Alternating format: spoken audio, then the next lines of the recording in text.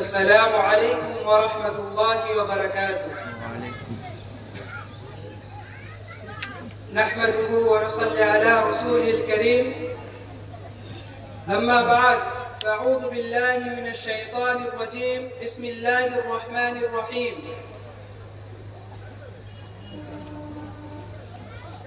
وما أصابكم من مصيبة فبما كسبت أيديكم.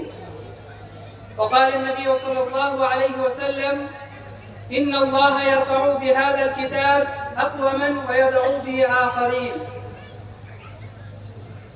সম্মাননীয় সভাপতি মহাশয় এবং সামনে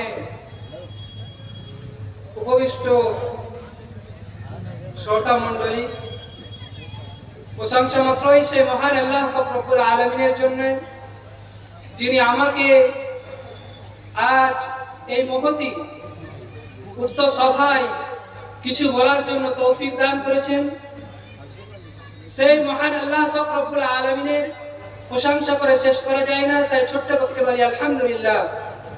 তারপরে আমার কৃতজ্ঞতা জ্ঞাপন যিনারা আমাকে এই স্টেজে বলার জন্য সংক্ষিপ্ত কিছু টাইম দিয়েছেন, তাদেরকে আল্লাহ পাক রব্বুল আলামিন দুনিয়া এবং আখিরাতে তৌফিক কামনা করি, আল্লাহুম্মা আমিন।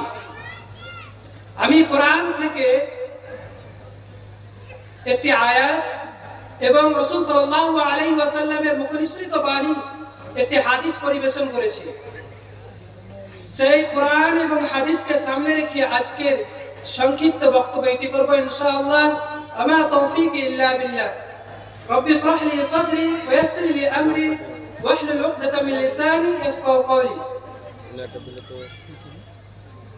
আমাদের বোঝা উচিত যে আল্লাহ পাক রব্বুল আলামিন এই দুনিয়াতে আমাদের কিসের জন্য পাঠিয়েছেন বা কিসের জন্য সৃষ্টি করেছেন। কোনো কিছু তৈরি হওয়ার আগে বিনা উদ্দেশ্যে তৈরি হয় না। প্রত্যেকটা সৃষ্টির পেছনে একটি উদ্দেশ্য নিহিত রয়েছে।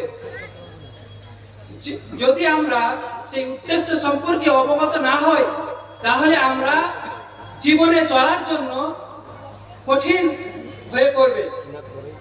আল্লাহ পাক রব্বুল আলামিন আমরা জানি সূরা যারিয়াতের মধ্যে বলেন, ওয়ামা খালাকতুল জিন্না ওয়াল ইনসা ইল্লা লিয়াবুদুন। এই মানব এবং জিন জাতিকে সৃষ্টি করেছি এই জন্যই যে তারা আমারই ইবাদত করবে। ইবাদত হবে একমাত্র আল্লাহ, অন্য কারো নয়। ইবাদতের জন্যই আল্লাহ পাক রব্বুল আলামিন পাঠিয়েছেন। তার জন্য আমাদেরকে সালাত দিয়েছেন, সিয়াম দিয়েছেন, হজ দিয়েছেন, যাকাত দিয়েছেন, বিভিন্ন। সেগুলি যদি আমরা ভালোভাবে পালন না করি এবং তার উদ্দেশ্য সম্পর্কে আমরা যদি জ্ঞাত না হই, তাহলে আল্লাহ পাক রব্বুল আলামিন আমাদের জন্য কিয়ামতের দিন এক কঠিনতম আযাব সৃষ্টি করে রেখে রয়েছে। আল্লাহ পাক রব্বুল আলামিনের যে বিধিবিধান এই পৃথিবীতে নাজিল হওয়ার পরে আমাদের কর্তব্য হচ্ছে সেগুলো হচ্ছে আমরা পালন করতে হবে আমাদেরকে। যদি আমরা পালন না করি, আল্লাহ পাক রব্বুল আলামিন আমাদের কঠিনতম আযাবে পতিত করবে। দেখুন, পৃথিবীতে মানুষদের উপরে বা মুসলিমদের উপরে যে আযাব, যে অত্যাচার সৃষ্টি হয়েছে, তা আমাদেরই কর্মের ফল। আমরা উদ্দেশ্য সম্পর্কে অবগত নই বা জানলেও সেগুলোকে আমরা পালন করি না। আল্লাহ পাক রব্বুল আলামিন কোরআনের মধ্যে স্পষ্ট করে বলছেন, ওয়ামা আসাবাকুম মিন মুসিবা ফাবিমা কাসাবাত আইদিকুম। তোমাদের উপরে যে বিপদ আপদ আপতিত হয় তা তোমাদেরই কর্মের ফল। তাহলে আমরা এমন কি কর্ম করছি বা এমন কি কাজ করছি যার জন্য আল্লাহ পাক রব্বুল আলামিন আমাদের উপরে আযাব দিচ্ছেন বা আমরা অত্যাচারিত হচ্ছি, নির্যাতিত হচ্ছি? আমরা এগুলো ভেবে দেখি না। আমরা খালি ভাবি মুসলিমরা ঐক্য নয় কেন, মুসলিমরা কেন নির্যাতিত হচ্ছে, আমরা প্রতিবাদ করেই চলি। কিন্তু আসল যে মূল সে বিষয় আমরা লক্ষ্য করি না। কিসের জন্য আযাব হচ্ছে, কিসের জন্য আমরা অত্যাচারিত হচ্ছি, কিসের জন্য আমরা মার খাচ্ছি, এটা আমরা লক্ষ্য করে দেখি না। প্রত্যেকটা বিষয়ে যদি আপনি জ্বর থেকে না ভালো করে, তাহলে সে অসুখ আপনার ভালো হবে না। তেমনই ভাবে মুসলিমদেরও যে অত্যাচার হচ্ছে তার মূল যদি আপনি না ধরতে পারেন, তাহলে সেই অত্যাচারে তো আমরা হয়েই চলবো বা অত্যাচার হবে, সেটা বন্ধ হবে না। তারা আমাদেরকে খেয়াল করতে হবে, আমাদের যে বিধান দিয়েছেন সে বিধানকে আমরা ছেড়ে দিয়েছি। আল্লাহ পাক রব্বুল আলামিন কোরআন নাজিল করেছেন, এবং শুধু কোরআন নাজিল করে ছেড়ে দেননি, যাবতীয় বিধিবিধান নাজিল করেছেন। এই জন্য যে সেগুলো আমাদের উপরে পালন করতে হবে। কেননা রাসূল সাল্লাল্লাহু আলাইহি ওয়াসাল্লাম বলছেন, ইন্নাল্লাহা ইয়ারফাউ বিহাদাল কিতাব আকওয়ামান ওয়া ইয়াদউ বিহি আখারিন। এই কিতাব কি করে?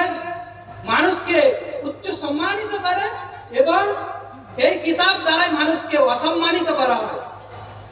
তাহলে কিতাব কিভাবে মানুষকে উচ্চ সম্মানিত করলো এবং কিভাবে অসম্মানিত করলো?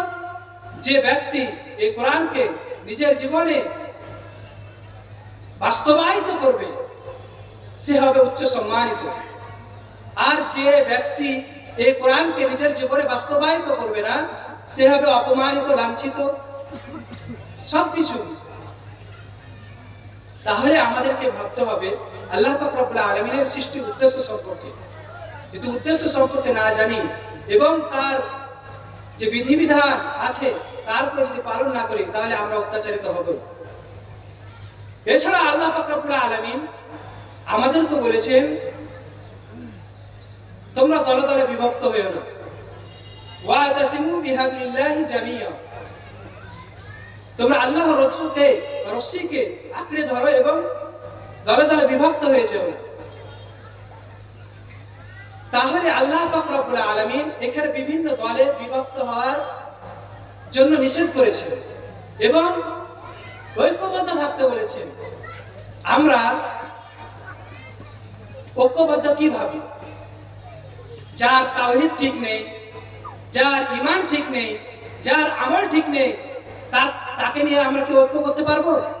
কোশ্চেন কালেও নয়। ঐক্য হবে একমাত্র তাওহীদের উপরে। যার তাওহীদ এবং যার আকীদা সঠিক থাকবে তার সাথে ঐক্য সম্ভব। তা ব্যতীত যদি আমরা ভাবি কারো আকীদা খারাপ বা কারো ঈমান নেই বা কারো শুধু বিশ্বাস করে, তার ঈমান নেই, শুধু বিশ্বাস, আবিধানিক অর্থে বিশ্বাস করে কিন্তু পারিভাষিক অর্থে বিশ্বাস করে না, তার সাথে ঐক্য সম্ভব? কোশ্চেন করে ঐক্য সম্ভব নয়। তাহলে আমাদের ঐক্য তাওহীদের উপরে এবং যে ঈমানের যে মূল সংজ্ঞা আছে তার উপরে। যদি আমরা সেটা না করতে পারি তাহলে মুসলিমে বা যারা নামধারী মুসলিম তাদের সাথে ঐক্য কোশ্চেন করে সম্ভব নয়। আল্লাহ পাক রব্বুল আলামিন এই পৃথিবীতে পাঠিয়েছেন যে উদ্দেশ্যে, তা ইবাদত। ইবাদত আমরা সর্বোত্তম ইবাদত হচ্ছে নামাজ। আর এই নামাজ কি আমরা অবহেলায় দেখি বা নামাজ পড়ি না বা কাজা করি বা লোক দেখানো নামাজ পড়ি, বিভিন্ন আকারে নামাজ পড়ি আমরা। যে খালেস নিয়াতে আল্লাহর জন্যই যে আমরা নামাজ পড়ি এটা খুবই কম। অনেকেই আছে আমরা লোক দেখানো নামাজ পড়ি, লোক দেখানো নামাজ পড়ি। কেননা নামাজ হচ্ছে সমস্ত খারাপ কাজ থেকে বিরত রাখে। আল্লাহ পাক রব্বুল আলামিন কি বলছেন? ইন্নাস সালাতা তানহা আনিল ফাহশাই ওয়াল মুনকার। নামাজ আমাদেরকে কি করে? সমস্ত খারাপ কাজ থেকে বিরত রাখে। তা আল্লাহ কি ভুল বলছেন? নাউযুবিল্লাহ। আল্লাহ সর্বদাই সঠিক বলে। তাহলে আমরা নামাজ পড়ে কিভাবে বিড়ি পান করতে পারি? নামাজ পড়ে কিভাবে গীবত করতে পারি? নামাজ পড়ে কিভাবে একে অপরে মারতে পারি বা হত্যা করতে পারি? এটা সম্ভব নয়। 5 ওয়াক্ত আমরা নামাজে কি বলি? ডান দিককার মানুষকে কি বলি? আসসালামু আলাইকুম ওয়া রাহমাতুল্লাহি ওয়া বারাকাতুহু। আবার বাম দিককার মানুষকে বলি আসসালামু আলাইকুম ওয়া রাহমাতুল্লাহি ওয়া বারাকাতুহু। আল্লাহ তোমার উপরে শান্তি বর্ষিত করো। আবার বাম দিককার মানুষকে বলি আল্লাহ তোমার উপরে শান্তি বর্ষিত করুন। একজন মুমিন ভাইয়ের জন্য আপনি শান্তি চাচ্ছেন, আবার সেই ভাইয়ের বাইরে গিয়ে আবার গিবট করছেন, তাকে গালমন্দ করছেন, তার সাথে ঝগড়া করছেন, তাহলে কিভাবে আমাদের নামাজ কবুল হচ্ছে? আসল অর্থে কি আমরা নামাজ পড়ছি? না, আসল যে